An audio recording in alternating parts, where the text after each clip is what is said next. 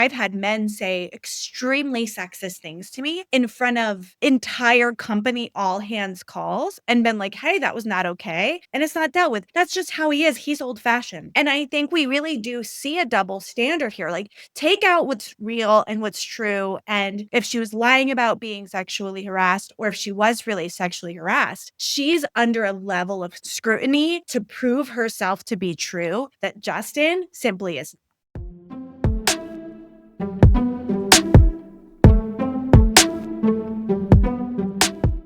Welcome back to another episode of the Her First podcast. Today, we're talking all about the controversy surrounding Blake Lively. Blake Lively, if you haven't heard, is been in the news about a sexual assault allegation she's placed on a director, Justin Baldoni. And the conversation is all over the internet. Everyone is weighing in. And there's a lot of back and forth that's happening that's really hurting Blake's image. Today, we're going to talk about what is happening, how this is affecting her negatively, and what this means for us when navigating difficult times as a personal brand. Hi, my name is Joanna, and I'm the co-founder of Millennial Marketer, an agency that helps creators launch their own digital products. And I'm Michelle Houston, founder of To Be Honest Beverage Company, a non-alcoholic functional spirit brand, as well as a coach and digital product creator to where personal branding meets personal development. So we're just going to have a quick recap about what is going on with Justin Baldoni and Blake Lively. But before actually we dive into that, I want to say that I kind of love Blake Lively. So as we go into this conversation, just keep that in mind. I love her as an actress. Like, I've always really enjoyed her content. So all of this drama has kind of made me sad. I think she's super talented and kind of like her sort of like no nonsense, gruff personality. Like, I enjoy her as an actress to watch.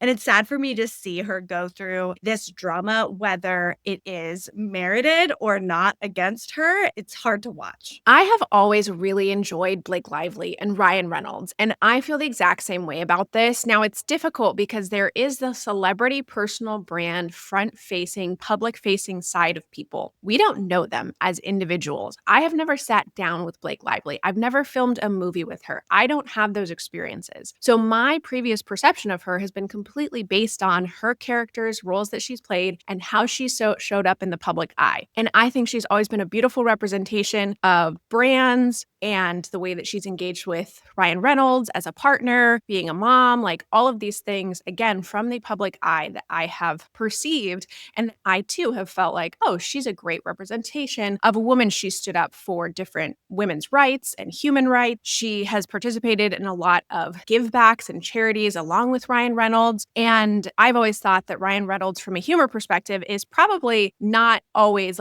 is the amount of crassness that he uses is not always right up my alley. But I've always really loved the work that he did and what he brought to the world.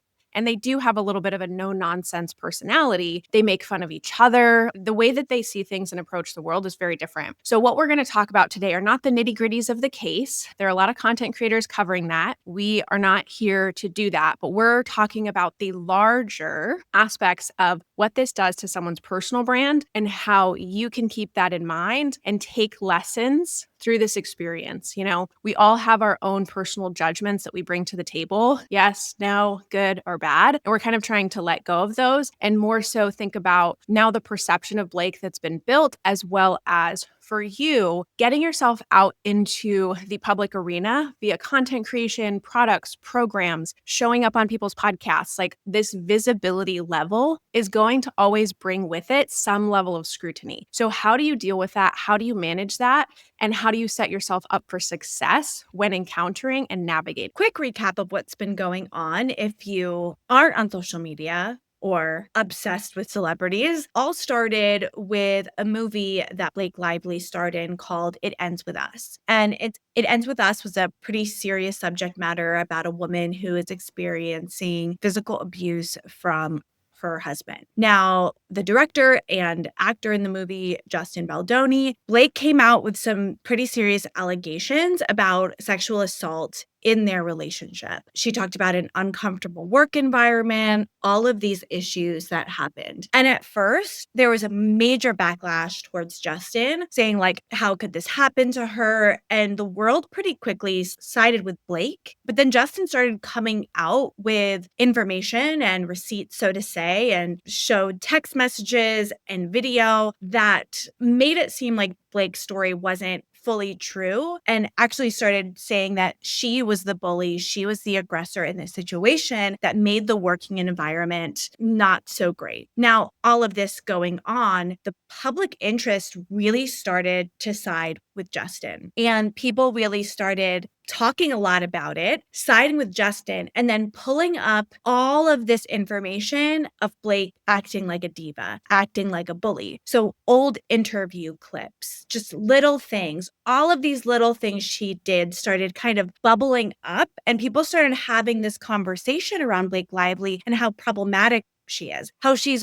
always been a mean girl, how she's bad on set. And so now all of a sudden she comes out with a sexual harassment allegation against a coworker, and the narrative has been turned on her to where she is the problem and we need to look at her and it's all her fault. Now, nothing has been settled. There's been like no court case. Nothing is done in this situation. But I think if you took the temperature of like the public eye on what happened, they're going to side with Justin on this situation.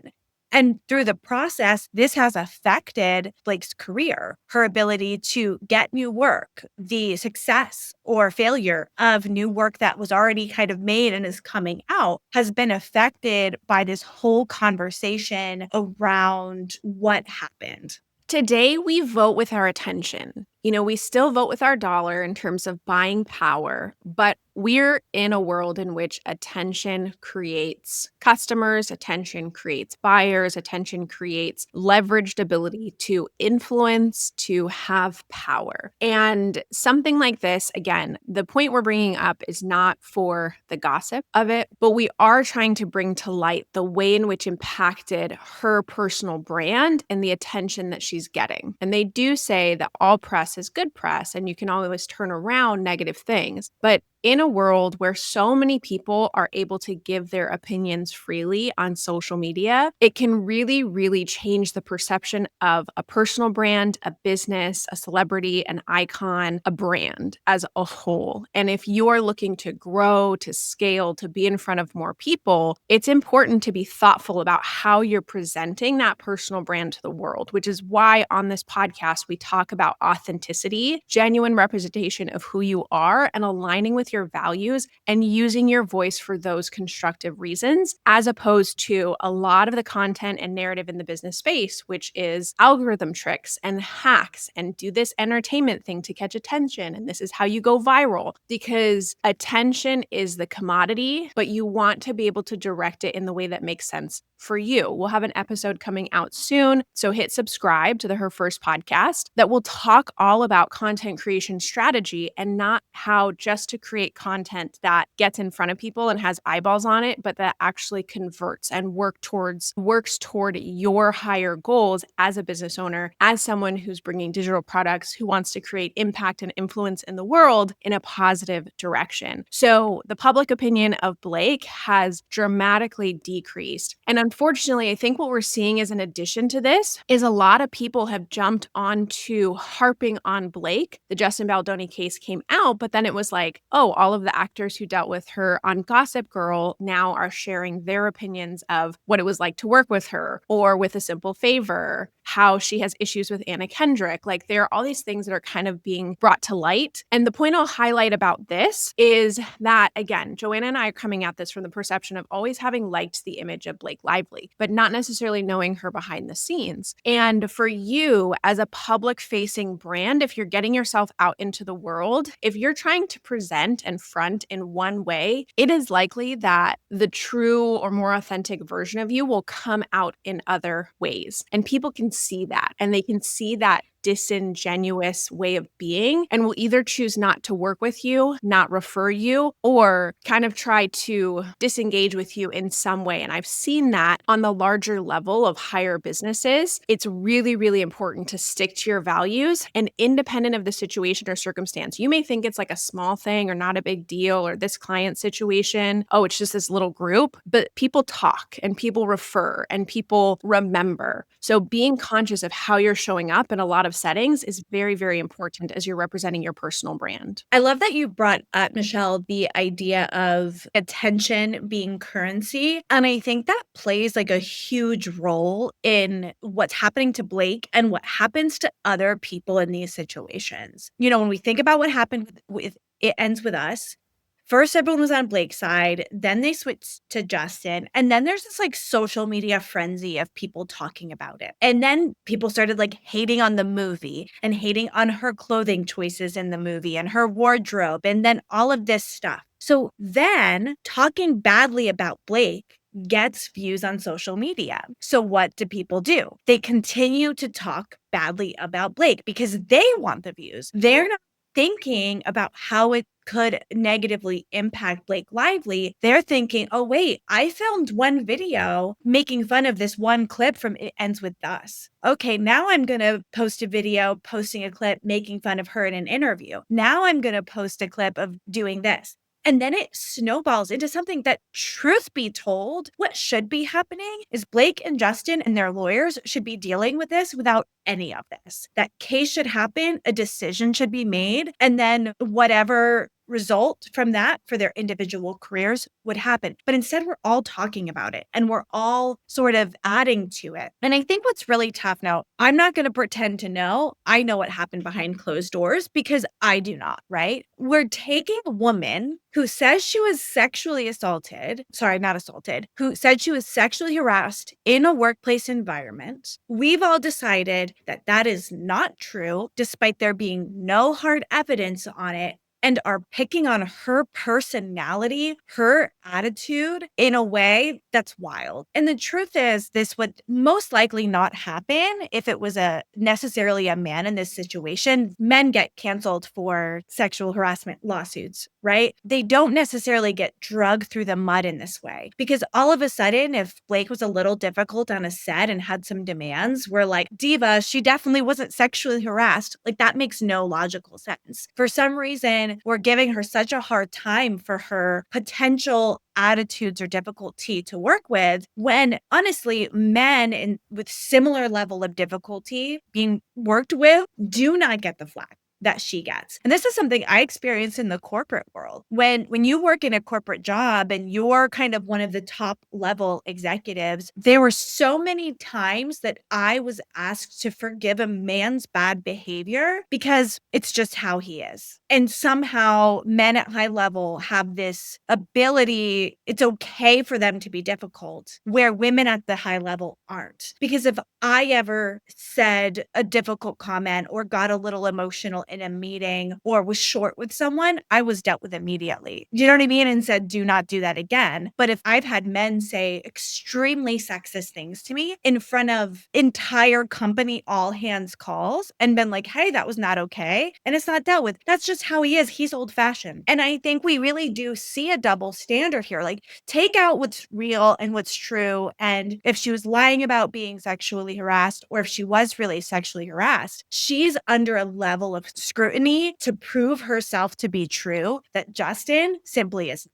There absolutely is a double standard for women and men and how we present. When you look at larger celebrities and figureheads, there is slut shaming. There is a discussion of motherhood and balancing family life with their work. There are all of these things that we judge a woman about: their dress, how they show up, what they're doing with their time, who they're engaging their time with, without having that same standard in judging men, right? You see all those clips. I definitely obviously get a lot of female empowerment and women's empowerment on my social media feed, but you see those clips on the red carpet where a woman is being asked about her dress or how she's managing to balance family and home, where the man is being asked like an in-depth question about their character and their role and what they had to do you to perform at that level. It's constant. How did you fit into that costume? What diet did you have to go on? The perception that we have of women, especially from a level of influence, from a level of impact at the celebrity and entertainment level, is really disgusting, actually. And it has not evolved as much as we would like it to see over the course of time, at least in which I've been watching it. You know, we have fat shaming, we have slut shaming, we have so much that occurs for our women in the media, whether you're an actor or actress, whether you are a performer when it comes to music and artistry, the way that you're showing up will be judged. I think that's an unfortunate situation for Blake Lively in this circumstance, is that she's dealing with a lot of those prejudices. Again, we're not here to comment on whether it was right, wrong, what actually happened to her or the circumstance. We're commenting on the public opinion and what happens to her personal brand from here. As we've seen, there are brands that will often pull out of their relationship with a celebrity when they're facing scrutiny like this. So you can look at losing not just influence by followers or anything else, but actual, monetary gains. And you may be like, oh, well, Blake Lively can handle it. That's not the discussion. That's irrelevant. It's still circumstantial. If you, as a creator, had 10,000 followers and you had partnerships with certain Airbnbs or hotels because you were a travel content creator or you're a personal brand and you have an affiliate relationship with software programs, the way in which you show up could impact those relationships. So we don't want you to be fake in that you have to pretend to be something you're not or not stand up for something that you believe in, but you do have to be conscious about the way that you engage. And I'll come back to what Joanna was saying in terms of everybody's jumping on the bandwagon of speaking poorly about this person. I will typically unfollow those accounts. If someone starts basically jumping on some pop culture reference to be able to slander an influencer, a celebrity, or somebody in politics, I don't care whether their opinion is right or wrong. I don't care what happened factually, whether I agree with them or not. I don't like engaging with that content, and I would prefer that people take different tactics. So that person may be getting the views, they may be getting the follows, they have video take off, but how is that actually translating to sales, to influence, to impact,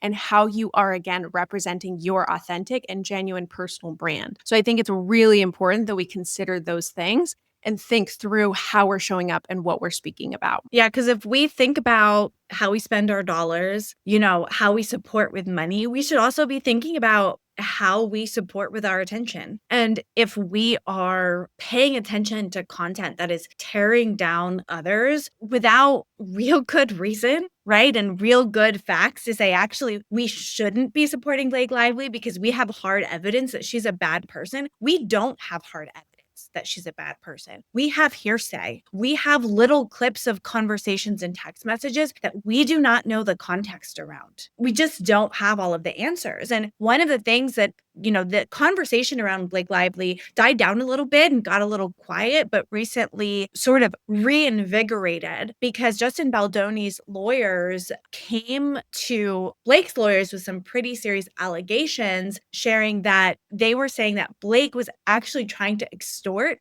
Taylor Swift. So it's this wild story where, if you didn't know, Blake Lively and Taylor Swift are known friends. Taylor Swift is the godmother to some of Blake's children, maybe all of them, I'm not sure. Blake's children's names are used in some of Taylor Swift's songs. And actually, the child's voice is in a song on Reputation. Now, while all of this happened, Taylor's been really quiet about it. She hasn't made as many public appearances with Blake as usual. They haven't really been together publicly. Taylor Swift has not spoken for or against, actually said anything, but there is kind of this obvious silence and change of the way they interact with each other publicly that people have noticed. So very recently, it came out that Justin Baldoni's lawyers are saying that Blake Lively asked Taylor Swift to give her public support and apparently threatened to share 10 years of their text messages to the public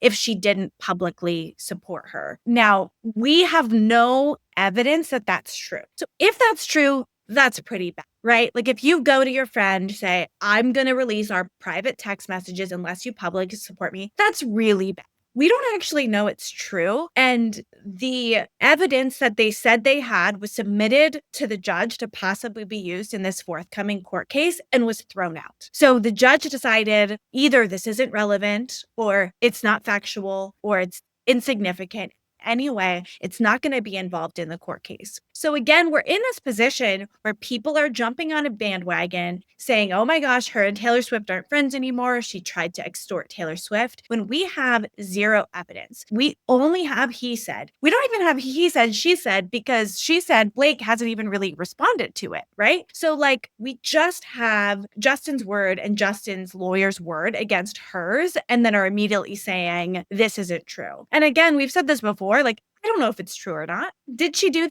Maybe. If she did that, yeah, that's super shitty, but we don't have the facts. It could just be a he said, she said kind of situation, and that it's not even true and it's completely fabricated. We have no clue what's happening behind closed doors. This was why I kind of followed it in the beginning, but just kind of tapered off because I think there's so much back and forth. I do always wonder how much is staged, right? Or how much is fake. I think that reporters and our news and social media are always trying to look for and pick out of context statements and situations just so they can get views. Attention is currency. If they can get views, they can get traffic, then they can get their ads seen by more people so they can make more money. It's a whole thing when it comes to news and entertainment and viral media and what's happening at that level. That's such a big distinction from the personal brands that we are trying to create, right? And I think that it's really easy to get them conflated because there's so much content in the online space about how to capture attention, use these hooks, how to go viral, reach more people. And I have absolutely 1000% gone down that rabbit hole. And I've gotten courses and programs or purchased products from people sharing these tactics. And I will say that there are aspects of neuromarketing, public relations, sales psychology, and ways of getting attention of people and then hooking them in and then keeping that attention. And again, I think we have to ask ourselves, what is the integrity with which we want to create content and grow and scale our businesses? Do we want to lean into those negative hooks and basically disempower people or capture their attention with something that has absolutely nothing to do with your business and then try to redirect that attention and energy? I see those things all the time. And I do think that they are short term. I don't think that they're taking into account the long term impact of what that does of your face and personal brand. Let's just say you're creating a personal brand for yourself in health and wellness, and you are talking about a product that you would recommend to people. And then it actually comes out that you don't use that product. It's not a great product for the environment,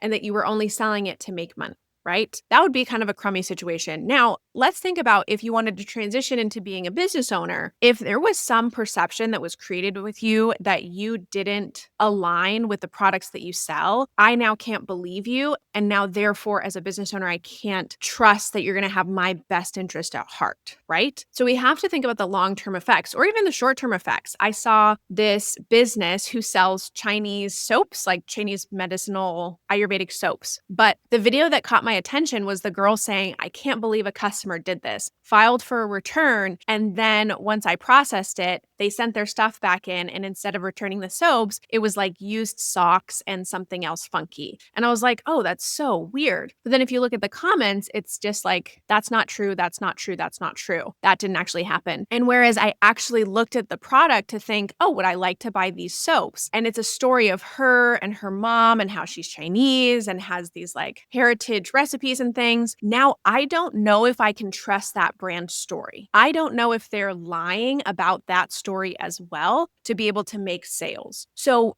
in an era in which we're demanding transparency and you are going to get called out if you are lying or manipulating the truth or changing something, people are going to pick at that. I think it's so important to be thoughtful about the integrity of your brand, the values that you have, how you're showing up, and think to yourself, is this type of content or is this way in which I'm showing up be something that I would also be proud of or that represents me 10 years down the road? Now, I'm not saying you can't create like quote unquote cringy content or bad content. Like we all went through the 90s, or at least we went through the 90s. So much of that era is slightly cringy, not in that way, but from an ethics perspective. Would you be proud of this in 10 years from now? Yeah, and it's so interesting to think about as I'm creating a personal brand, right? And there is a line between what I put on the internet and my whole self. I don't share every part of my life with the world. There are lots of topics that I talk about and care about and are important to me that don't make it into my content because it doesn't make sense, right? But there's public persona,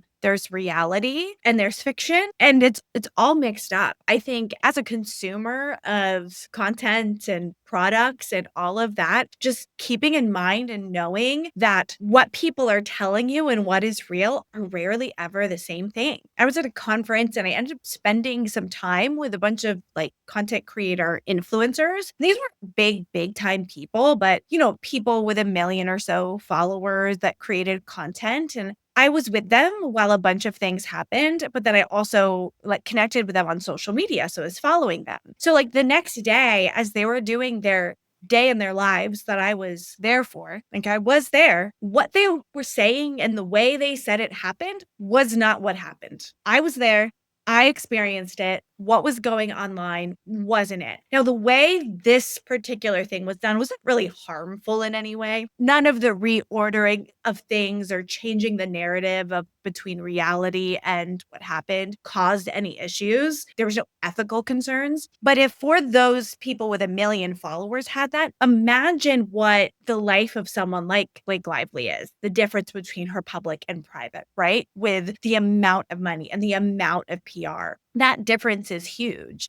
And so just keeping in mind, one, as a consumer, that perception, reality, and what's happening isn't always the same, can make us like informed human beings when it comes to making decisions. This is something I talk to my daughter about all the time. Once she was telling me that like a YouTuber she watched told her something and it wasn't true. And I was like, May, that's not true. And she was like, would never lie to me. And I was like, no, May, Ashley might lie to you sometimes, or Ashley might be wrong. She might not say something that's true so she can get views and she can get sales and get new subscribers. She might be wrong. Could be somewhere in between, right? So this idea that we just can't blindly believe people is a reality. The other thing that because I've been thinking a lot about this, like your public persona and all of that, is sometimes I think I have the opposite problem as a creator. I feel like I have to tell the story exactly to a T how it was and not take any sort of creative liberties for the benefit of content. And I'm not saying about lying about results. I'm not saying about making things up, but sometimes taking two real stories and putting them together is just a better story, or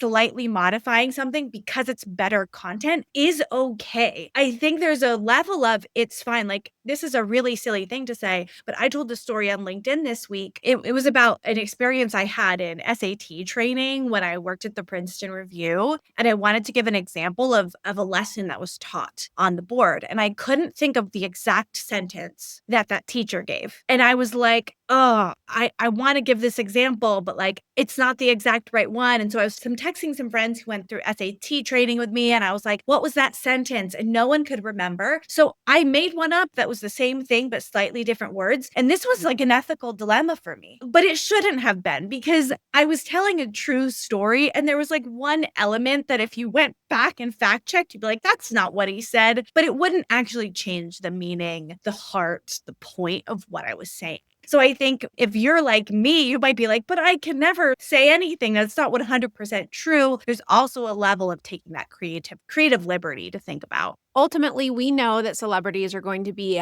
more impacted by these issues when they come to light. Again, we are not taking sides. We're not saying these are the facts. That is up for the courts and the law to decide, and we don't have all of that information. So much of what we're getting is manipulated, is word of mouth, is through this person who told me to this person who then shared it here. And so I personally don't often trust what I'm seeing in the digital space and on social media. So I like to do my due diligence behind the scenes. Now, for you, as you're moving through this process and seeing a lot of this, there's a couple things that are going to come up that I want to point out to you as we start to wrap up this conversation, is that you're seeing other people get slandered, other people get canceled. That may impact your ability to show up because now you're worried about what that influence is going to be.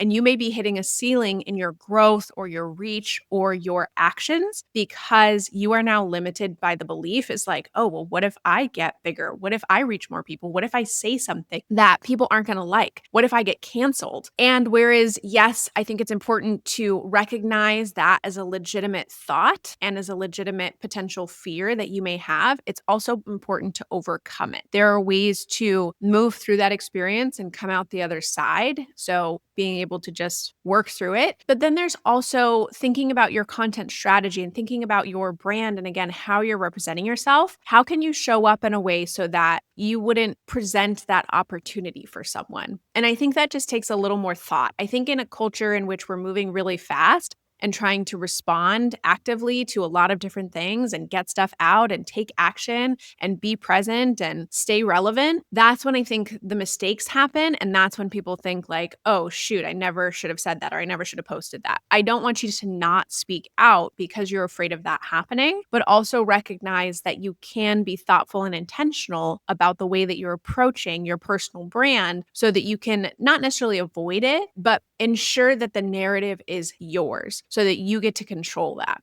So, when you're thinking about your personal brand, how you're applying this to your content strategy and how you're showing up in the world, allowing yourself to work through some of those things, maybe take some time to actually write down all of the fears. Maybe it's that my friends and family will see this and they'll judge me. Maybe it's that I have previous clients that I don't want to speak about candidly because I'm worried about what they'll say or if they'll leave me as a client. So, write out some of those fears, acknowledge them, and then see a way that you can work through content that then represents the voice that you really, really feel proud of sharing. Yeah, and thinking about Blake's situation, she's in a really difficult situation. When we think about like brand management and personal brand management, if she had been blameless with other people up until this now, people probably wouldn't be siding with Justin. But there is evidence of her being difficult. There is evidence of these issues with her. So maybe had she managed that issue with her brand earlier on, she wouldn't be in this situation. We don't know the answer to that. So when you were sharing, Michelle, like if you're being authentic, if you're being careful about what you're saying, if something negative comes out about you, it's likely not going to affect you. I had a situation recently where someone was speaking poorly about me and my company's work to people that could impact the state of my company. People knew me. They knew those allegations couldn't possibly be true, right? Like, so they didn't even have a second thought to think there must be a reasonable explanation for this. Come to me, go through the situation, and we resolved it very quickly, right? Because I'm very careful about the way I deal with clients and I'm very mindful of that because I actually, at the end of the day, really care about the quality of my work, right? So everyone I touch and everyone I talk to knows that, and I have that reputation that can sustain someone saying something negative about me, like, because I've built up that brand reputation. So as you're building your brand reputation, thinking about how you can show up in a way that is just authentic and you and wouldn't crumble at a negative comment or a negative allegation or one angry customer or one bad review, right? Because that's important for your sustainability of your business. So thank you so much for tuning in today on this conversation about the Blake Lively, Justin Baldoni controversy.